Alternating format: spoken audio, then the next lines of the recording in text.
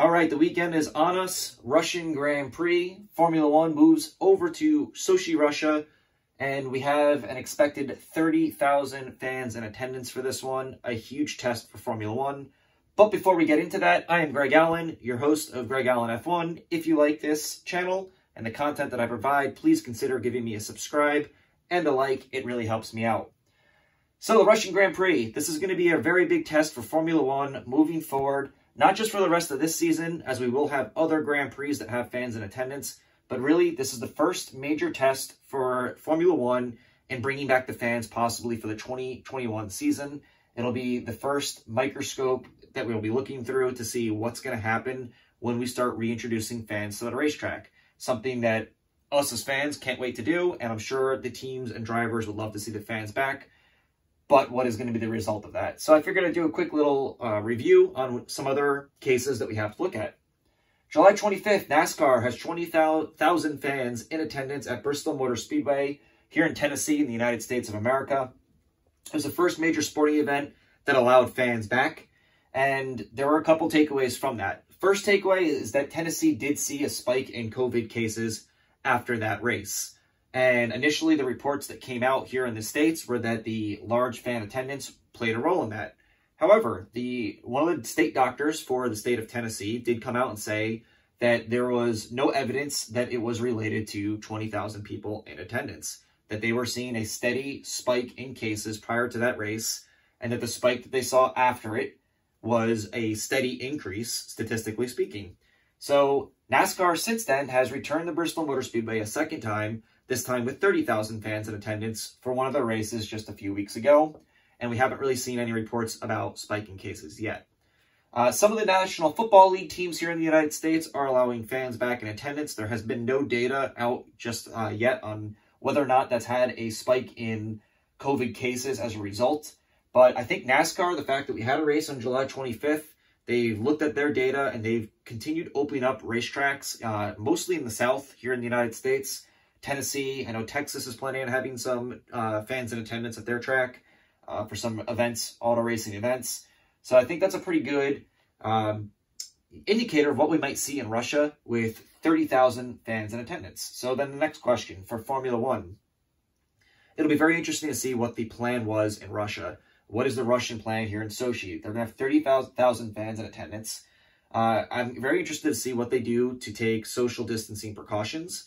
I know the way Russia has been reporting on their COVID situation, it's been a little bit different than the rest of the world. From everything I've read to them saying they have vaccines to them not really having a major outbreak of coronavirus. Depending on what you read, I can never really tell what's actually going on there. So I'm going to be very interested to see what is their social distancing plan and how they're going to interact with the fans, the drivers, and the teams. Which brings me to the next one. How will it be reported? If they do actually see cases resulting in Russia from the Russian Grand Prix and 30,000 fans in attendance, is it going to get reported? Are we going to hear about it? Can we actually use this as a learning experience moving forward? I know that the the Turkish Grand Prix is also going to have a fair amount of fans in attendance. So having good, solid data from what happens here in Russia could be vital for that, and I'm just a little concerned that maybe we won't get the most accurate reporting, which is not just a Russian issue, by the way. Here in the United States, that's an issue as well, so it's kind of state by state. So I'm very interested to see what comes out of that. And then Formula One. This is such an important test for Formula One, like I said earlier, and how is this going to be an impact to the teams? 30,000 more bodies at that racetrack. Watching Formula One racing from an atmosphere standpoint, I'm sure it's going to be fantastic. But if any crew members, pit crew members, team members, or drivers themselves come down with coronavirus after that, it could greatly alter fans being in attendance in future Grand Prix and possibly Formula One's plan moving forward into the 2021 season. We still have a whole half of a season to go here in 2020, and lots of things can happen before 2021.